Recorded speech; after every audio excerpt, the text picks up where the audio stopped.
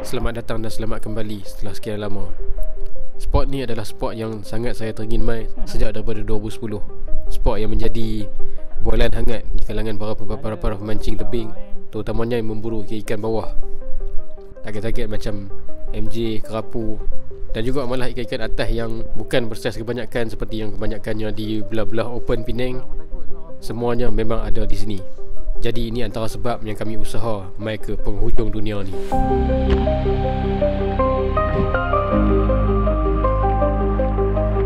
Berlain dengan spot-spot lain, tempat ni batu-batu dia macam berbukit sikit.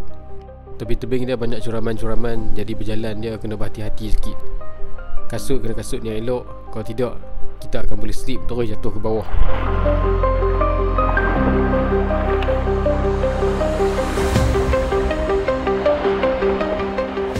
Start dengan main crank dulu sebab saya jangka di bongkah-bongkah batu tepi ni dah ada yang menunggu sebelum saya nak start main ke bawah-bawah betul dasar. Di waktu saya start terus pada base, 2-3 orang lagi kawan, mereka start jauh sikit, dalam 10 meter daripada saya, Taufik, dan Mae 10 meter daripada Taufik. Jadi masih dalam radius yang sama, yang mana sama-sama masing-masing boleh nampak untuk nak cover seluas-luasnya kawasan sini. Sebab kawasan sini dia tak panjang mana.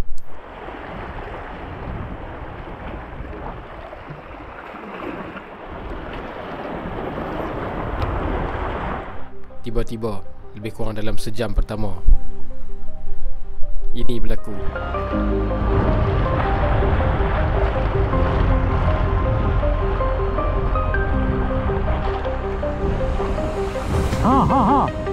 Tu dia. Woohoo.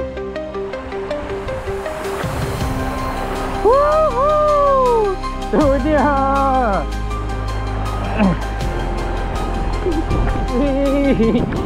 Hei, impian. Oh, tapi ada lah kari. Oh, ini dia tuan-tuan. Tempat dia. Oh, hei. Tapi dia jauh apa? Sini dulu. Taufik dapat strike pertama di spot yang kelihatan bongkah-bongkah yang agak bertebaran. Ini tempat dia. Punya duk cari. Dia sebut. Tu. Bukan dia tekan bawah perut macam tu. Ha? Tekan bawah perut macam tu. Betul. Belakang lagi. Cuba sembunyikan jari. Itu. Gitu. Ni sebenarnya antara sebab yang kami main sini. Sebab orang-orang mengatakan bahawa saiz-saiz macam ni adalah saiz-saiz average. Kapu-kapu di sini. Dan juga MJ. Goyang shaking. Goyang shaking. Nak bagi ekor dia kembang. Dan dengan strike pertama ni, dia menjadi motivasi dan semangat pada kami untuk terus mencari dan terus meneroka sarang-sarang ikan yang ada di sini.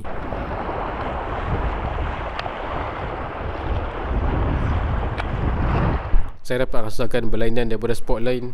Bila saya cast saja, G-head jatuh lambat, menandakan tempat ni memang betul-betul dalam berbanding dengan kebanyakan tempat-tempat di Penang Open Line. Dan paling menariknya, di dasar dia sendiri pun ada batu-batu bongkah di bawah.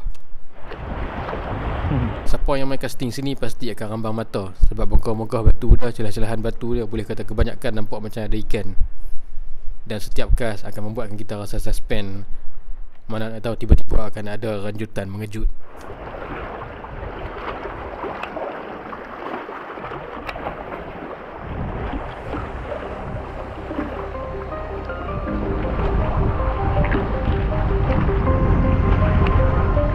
Dia duduk di sarang tuan-tuan. Tak lama lepas tu lagi, lebih kurang dalam 15-20 minit je, Taufik strike lagi. Dan di tempat yang sama, di bongkah-bongkah batu yang sama, menandakan di situ memang sarang ikan. Boleh kemurungan tu. Up sini. Tu dia. Strike ketiga ni dalam masa sejam apa. Dia tuan-tuan, ni di strike zone yang sama ni. Tak apa.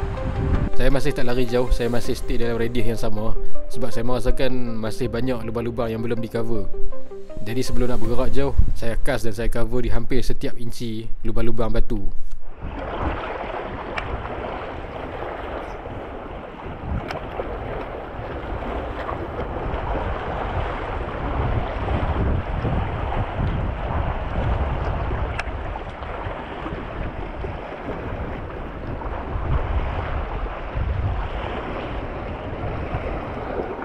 Sini makin dalam ni.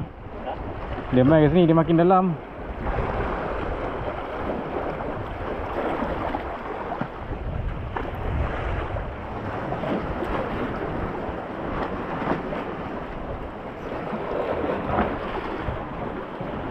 Dan akhirnya saya strike juga, strike pertama saya di spot ni.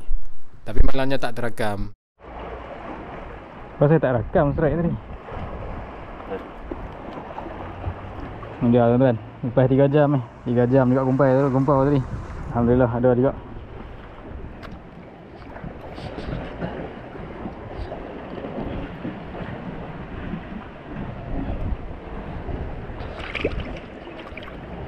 Setelah beberapa jam cover sini, kami mula naik ke atas, ke kawasan corner yang berteluk. Yang mana di sini ayak dah mula agak cetek, lebih kurang dalam beberapa kaki saja. Sebab bila kami cast, so plastik jatuh rusak saja. Tapi struktur batu masih banyak dan lubang-lubang masih lebih bertebaran.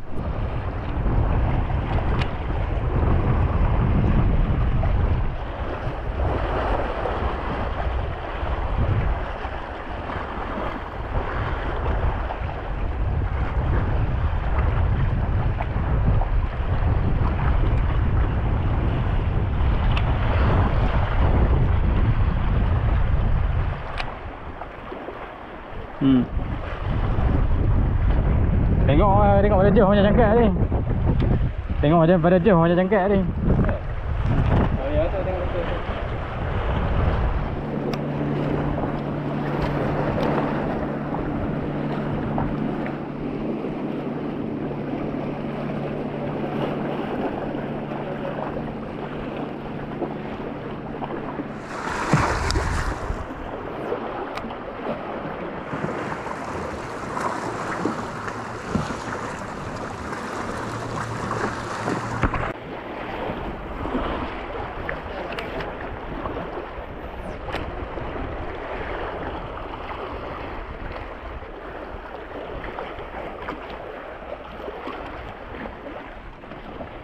Pusing lah.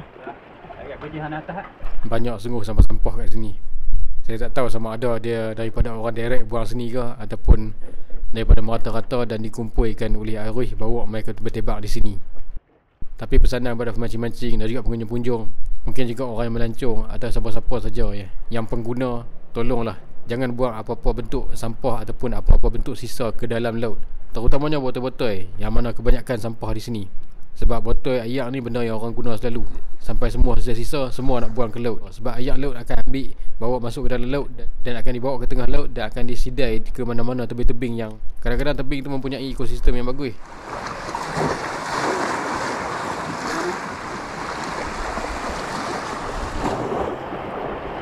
Atas sikit pada batu-batu corner ni ayak dah semakin lenang. Atas sikit pada batu corner ni ayak dia semakin lenang, macam kebanyakan tempat yang bercorner lah bila memasuki teluk terutamanya. Dan sinilah kami jangkakan akan ada pengumpulan ikan ataupun ada monster-monster yang menanti. Dan kami teruskan mencuba.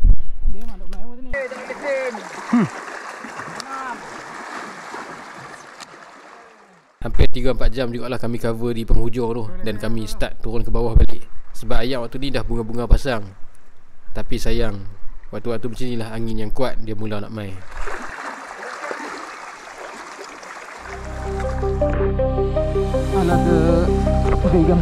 Kami akhiri trip seperti yang ditetapkan, dengan hasil tangkapan yang tak banyak mana, tapi saiz-saiz semua alhamdulillah. Saya strike 2 ekor tadi dan Taufik keseluruhannya strike 3 ekor. Tapi alhamdulillah, sekurang-kurangnya untuk buah permulaan ini dah kira satu trip yang berjaya. Dan insya-Allah repeat itu benar. Agak tu. Rupanya banyak lagi batu-batu tebing-tebing di sini yang kami tengok dalam map yang masih lagi boleh di-explore. Terima kasih kerana menonton. Like, share dan subscribe kalau hampa rasa video ini bermanfaat.